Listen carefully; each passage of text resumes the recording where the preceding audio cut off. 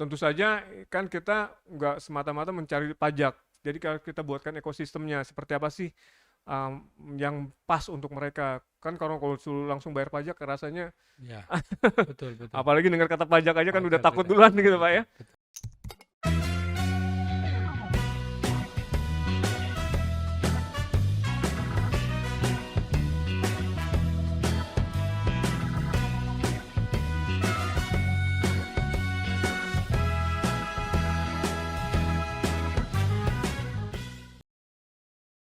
Nah yang paling nggak bisa saya lupakan waktu ini Pak, eh, waktu itu ada kejadian di mana kita harus mengklarifikasi terkait dengan adanya surat dari Menteri Keuangan yang bocor ke kalau nggak salah Direktur PLN apa-apa gitu waktu itu. Jadi beliau posisi di Prancis waktu itu Pak, lagi G20 dengan Pak Luki waktu itu Pak Luki masih Kapusaka. Saya minta arahan beliau, Bu ini ada berita seperti ini, surat ibu bocor, bagaimana. Jadi kita tektokan tuh TikTokan ya. untuk untuk membuat Jakarta, ya Jakarta siaran apa? pers Jakarta Jakarta, Paris. Paris ya. Iya, hampir 4 jam 5 jam kali kan di sela-sela Hmm. kesibukan beliau ya Pak. Terus pas udah jam 10, jam 11 nih kok nggak ada jawaban, jangan dia lagi ngasih speech atau apa. Jam 12 malam baru muncul lagi. Wah ternyata masih banyak koreksi dari beliau. Dan akhirnya terus karena mereka nggak yakin, dia lempar lagi ke grup eselon satu kita Pak. Yang nggak ada yang jawab, orang udah pada tidur semua kan main jam 12 malam. Ibu kan masih di Eropa, masih jam 6-an. Ya tapi besoknya kita rilis pagi-pagi langsung beritanya apa turun Meredam rendah. ya. Jadi komitmen beliau itu yang saya sangat rasakan sekali, support dan juga memang membuat kita jadi lebih semangat juga. Dan tadi kalau ditanya apa namanya rasa bangga yang pernah dirasakan, beliau pernah mengatakan saya langsung kepada saya, wah saya nggak nyangka kamu seperti ini, kamu benar-benar beyond my expectation. Wah itu rasanya Pak. Bapak kan sering dipuji di depan publik, saya dipuji di depan sendiri saja udah luar biasa tuh. Kalau beda lah sama Bapak kan, kalau Bapak berkali-kali dipuji, kalau saya baru sekali, aduh bisa ya ternyata saya.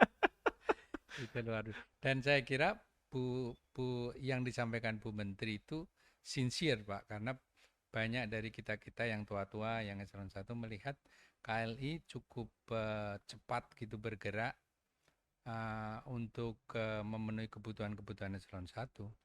Dan saya kira itu tidak mudah karena zaman dulu Mas, berita itu miliknya eselon 1. Hmm, Dan itu iya iya, kesulitan pertama yang kita hadapi betul di betul. KLI. Dan kemudian kita mohon agar Menteri Keuangan waktu itu bisa membuat sebuah SOP begitu bahwa Biro Humas harus diberitahu informasi Betul. terkini apabila sesuatu terjadi di eselon 1. Iya, iya, Karena kalau nggak begitu menteri kan nggak akan tahu gitu loh. betul Jadi Bang. saya kira ini pengalaman yang luar biasa dan kalau kita bicara komunikasi publik itu kan nggak ada hentinya, Betul. nggak ada hentinya dan kita sekali lagi cukup bangga dan apresiasi Pak Frans berada di antara orang-orang yang bisa melakukan komunikasi publik yang baik. Dan saya kira kalau kita bicara komunikasi publik di antar kementerian lembaga, sekarang KLI di Iya, Kementerian Keuangan yang menjadi diperhitungkan ya Pak. diperhitungkan. Iya, Saya kira itu iya. luar biasa. Dan pada saat Pak Frans bekerja komunikasi publik, saya yakin bahwa Pak Frans juga belajar banyak dari Bu Menteri kan. Wah iya banyak, banyak Itu sekali luar Pak. biasa Iya. kan Bahkan kemampuan saya ingat beliau. untuk satu siaran pers waktu awal-awal itu beliau sendiri mendiktekan juga dipasang di layar itu concern sekali dia dengan Iya, kalimat per kalimat itu saya kaget loh. Ini kan cuma siaran pers tapi kok kenapa itu? iya, Itu begitu. untuk menunjukkan sebenarnya ngajarin kita Iya, sebenarnya. betul, Tapi betul. saya suka caranya dan kemampuan saya untuk menulis itu juga membantu sih Pak. Iya, iya, Bahkan waktu mau tes kan sebelum menjadi kepala biro juga diwawancari oleh beliau. Saya bilang saya suka menulis Bu. Jadi kalau misalnya ini mungkin itu bisa menjadi salah satu modal saya untuk menjadi kepala biro KLI dia bilang. Dan alhamdulillah memang kemampuan itu mhm, bisa mhm. dan kebetulan kan dia juga suka menulis jadi kita Iya, nyambung bisa jadinya. nyambung. Iya, iya, iya. Iya, luar biasa. Nah, saya kira eh, eh, pada saat Kementerian Keuangan ada Biro KLI, sekarang ini kemudian semua komunikasi publik eselon 1 yang paling penting kemudian diserahkan ke KLI, Iya, iya betul bukan Pak. saja dari Bu Menteri Iya. kan sekarang. Hmm. Jadi saya kira ini sebuah perkembangan yang sangat bagus karena kemudian uh, Biro KLI itu bisa menjadi spokesman-nya Iya, Menteri Keuangan. Jadi iya, dan iya, itu memang yang iya, diharapkan dari iya. dulu sebetulnya. Jadi itu baru tercapai setelah Pak Frans melit Biro KLI. Nah, Pak Frans, apa yang Pak Frans masih apa ya istilahnya tersisa gitu. Rasanya masih ada sesuatu yang ingin saya lakukan, tapi kemudian terlanjur Pak Frans sudah dipromosikan. Ada nggak? Gitu ya Pak. Sebenarnya ini Pak, apa kalau dari itu yang sempat belum saya lakukan itu terkait dengan ini pembuatan apa pola komunikasi yang lebih membumi. Jadi Hmm, waktu itu sih saya pengennya supaya ada semacam forum ataupun entah apa dalam bentuk formal, tapi dengan bahasa-bahasa yang kurang lebih bisa dimengerti oleh anak-anak muda. hmm, hmm, hmm. Jadi kayak semacam forum komunikasi anak-anak muda yang bisa memberikan apa edukasi, Hmm, hmm. literasi terkait keuangan dan juga kepada seluruh masyarakat dengan bahasa-bahasa yang formal. Orang kan kalau membaca APBN kan kayaknya Ya, betul, terlalu betul. ini ya Pak. Lalu Nah ya. gimana sih caranya? Nah mungkin melalui forum-forum kayak komunitas itu bisa lebih gampang. Jadi misalnya kan kita sekarang banyak komunitas Pak, ada komunitas sepeda, komunitas motor, Hmm, komunitas hmm, apa itu hmm. yang perlu kita deketin sehingga bisa masuk ke Bahasanya sana bahasa bahasa mereka ya, mereka ya dan komunikasi juga mereka lebih gitu. mudah diterima oleh Ya, mereka dan mau nggak mau jadi bagian mereka sehari-hari sehingga kita nggak perlu capek-capek lagi. Kemudian yang kedua sebenarnya menanamkan rasa bahwa seluruh pegawai Kementerian Keuangan itu adalah agen komunikasi. betul, betul, Nah, betul. itu Ya, yang belum sempat ya, gimana ya caranya supaya lebih enak. Karena jangan sampai nanti justru pegawai Kementerian Keuangan sendiri itu yang menolak kebijakan-kebijakan yang dikeluarkan oleh Kementerian Keuangan kan jadinya aneh ya Pak. iya, Itu sempat saya rasakan waktu, ya mohon maaf pada saat Pilpres tuh, iya, pemilu kan waktu itu kan luar biasa itu Pak. Di internal kita sendiri nggak kompak kan itu iya, kan. Nah, iya. itu tantangan tersendiri memang. Dan waktu itu belum sempat sih dari sisi ininya bagaimana nih caranya. Tapi ya sekarang sih pelan-pelan kayaknya sudah mulai dan udah lebih membaik lagi. Dan dari kita waktu itu sempat juga mengeluarkan kayak semacam acuan bagaimana bermedia sosial dan lain Hmm, sebagainya. Itu hmm, juga iya, iya, cukup menolong sih, iya, gitu iya. Pak. Ya, Pak Fran, saya kira kekuatan KLI ada di situ dan saya kira menggunakan instansi vertikal sebagai bagian daripada kepanjangan tangan KLI Mm, juga menjadi sangat penting ini. Karena betul kan betul. kalau kita bicara misalnya kanwil perbendaraan ada 34, semua provinsi ada kanwilnya. Betul ya. Pajak Iya. berapa, bea cukai berapa. Mm, Jadi mengembangkan model-model komunikasi yang terintegrasi sampai ke daerah itu saya kira sekarang sudah mulai dibangun, tapi mungkin apa itu sesuatu yang ke depan menjadi iya, sangat penting tantangan dan itu. kuat Betul. itu Iya, saya betul Pak. kira. Kita close untuk komunikasi publik. Nah, tiba-tiba semua orang apa kaget ini, wih ada anak muda yang diangkat jadi eselon 1 ini. Itu saya hitung-hitung Pak, dari 2009 saya lulus kuliah S3 sampai jadi eselon 1 tuh 11 tahun Pak. Dari pelaksana tuh. Saya juga kayak, iya iya saya Iya dari kan? pelaksana Pak, dari Jauh loh itu. 2009 Apalagi baru dipajak loh, apalagi dipajak loh. Apalagi dipajak dan saya juga itu saya kaget sendiri, kira saya juga nggak tahu itu bisa hmm, begitu. Tapi itu seperti kata Bapak mungkin udah jalannya juga ya Pak. Waktu itu dipanggil saya sama Pak Dianto, sekjennya waktu itu Pak. hmm, Ini ada apa namanya open bid. hmm, hmm. Kalau kamu mau ikut ya ikut aja ya. Akhirnya saya ikut Pak. Jadi ya menjalani tes demi tes dan ya alhamdulillah akhirnya diterima sih. Gitu Pak. Kalau jalan Itu itu. kan prosesnya sekali kan Pak Frans ya. Eh, Untuk apa mengikuti bidding nah, apa seleksi itu ke eselon 1 baru pertama kali itu baru pertama kali Pak. dan langsung masuk kan. Iya Iya, alhamdulillah. iya. Itu luar biasa itu karena ya mungkin ini nggak bisa dipungkiri bahwa dalam keseharian kan Pak Frans sudah sering ketemu Bu Menteri, Sekjen, para eselon Iya, satu bisa itu jadi kan mungkin sudah gitu kan. membangun sebuah confidence yang luar biasa. Iya betul. Yang kedua saya kira arahan dan nasihat dari ibunda almarhum kan, ya kamu di sini itu saya yakin itu sudah Iya kayaknya digerakkan Pak. oleh Allah Betul itu Pak. gitu. Dan Dan ya jangan lupa memang berdoa kepada Allah Pak. Itu memang tanpa doa rasanya nggak mungkin gitu. iya gitu luar biasa. Dan memang ya itu jalan jalan Allah itu ditolak di Magelang tapi rupanya menjadi petinggi di Gatot Subroto. Iya, iya. Itu kan kalau sekarang uh, misalnya Pak Fran jadi Akmil ya, itu teman-teman yang seangkatan sudah ada yang bintang 1 belum? Udah ada. Udah ada Udah ya? ada ya. Oh gitu ya. Iya, iya, iya. Tapi Pak Fran sekarang udah bintang 2 ini. Oh, gitu ya. Iya, iya. Iya, terima kasih. Nah, Pak Frans, kita ngomong-ngomong tentang pajak ini kan sudah menjadi bagian dari rumor publik gitu bahwa uh, pajak kita dibandingkan dengan negara-negara lain itu masih belum sebaik mereka. Iya. Bahkan di antara negara-negara tetangga pun kita masih termasuk negara yang masih kurang begitu beruntung ya maju dalam konteks pengumpulan pajak. Padahal semakin maju sebuah negara, itu mestinya sumber pengeluaran atau belanja APBN, mestinya sumbernya itu dari pajak, ya. dari pajak. Nah, pada saat Pak Frans masuk ke diminta menjadi staf ahli, ada pesan khusus nggak ini Pak Frans? Karena kan begini, sebetulnya dulu pengusulan proposal awal itu saya ikut membahasnya waktu itu karena dan memberi masukan pada Pak Menteri waktu itu, Pak Menterinya Pak Bambangan, Pak Bambang, bahwa kita akan mengusulkan Dirjen Pajak itu ada 1 dirjen dan kemudian ada 2 deputi dirjen karena itu akan memperkuat kapasitas pajak. Isunya adalah waktu itu ya Pak ya, apakah kemudian pajak itu akan pisah dari Kementerian Keuangan? Karena di beberapa negara ada yang seperti itu dan itu terbukti bahwa itu bisa membuat semakin efisien dan efektifnya pengumpulan pajak.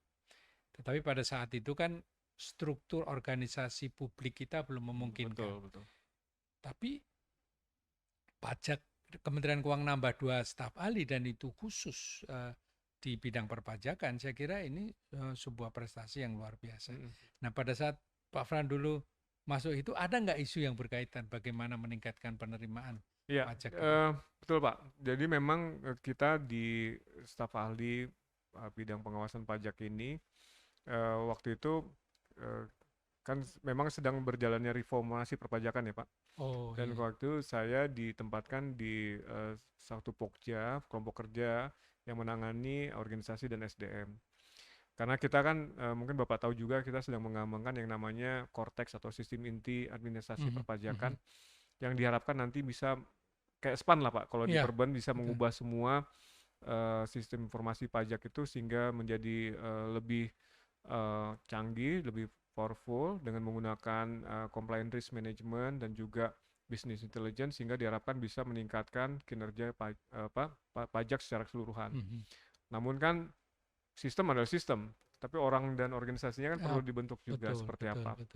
Sehingga diperlukan bagaimana sih orangnya seperti apa yang diperlukan, kompetensinya bagaimana. Jadi jangan sampai nanti kalau bahasanya Pak Dirjen Pajak Pak Suryo Utomo itu jangan sampai dikasih mobil Mercy tapi masih supirnya supir mental baja ini. Jadi nggak nyambung, dibawa ngebut padahal kapasitasnya beda, sekali nginjek gas harus ngenceng dan lain sebagainya. Nah, itu yang kita persiapkan Pak. Jadi tugas kami sekarang ini menyiapkan bagaimana sih nanti SDM kita ke depan 5 tahun, 10 tahun lagi dalam rangka tadi supaya mereka siap untuk menjalankan bagaimana suatu sistem itu bisa berjalan dengan baik. Nah, kuncinya adalah tadi bagaimana membuat profil dari masing-masing sumber daya manusia yang dimiliki oleh Dijen Pajak sehingga siap untuk bekerja sesuai dengan kompetensi dan kapasitasnya dan sesuai dengan kebutuhan organisasi. Mematchkan ini Pak. Jadi kan kita udah punya sistem nih Pak, sistem Cortex itu tadi. Kita udah punya data wajib pajak secara lengkap, profil wajib pajak secara lengkap. Terus bagaimana menghandle ini kan diperlukan orang yang sesuai dengan kompetensi dan core bisnisnya mereka. Nah ini data ini yang kita coba matchkan. Jadi kita membuat profil, misalnya Pak Maranto misalnya seorang pemeriksa. Bapak pernah meriksa apa aja proses bisnisnya, si wajib pajak itu apa yang pernah diperiksa. Terus tingkat keberhasilannya berapa. Kemudian apa yang sering Bapak awasi dari wajib pajak yang pernah dibawa Bapak. Kemudian berapa kali wajib pajak itu pernah mengajukan keberatan setelah diperiksa oleh Bapak. Nah, semua data itu kita kumpulkan dalam bentuk business intelligence. Nanti kita matchkan dengan Cortex tadi itu. Ketika misalnya, tahun ini kita fokus kepada industri kesehatan misalnya.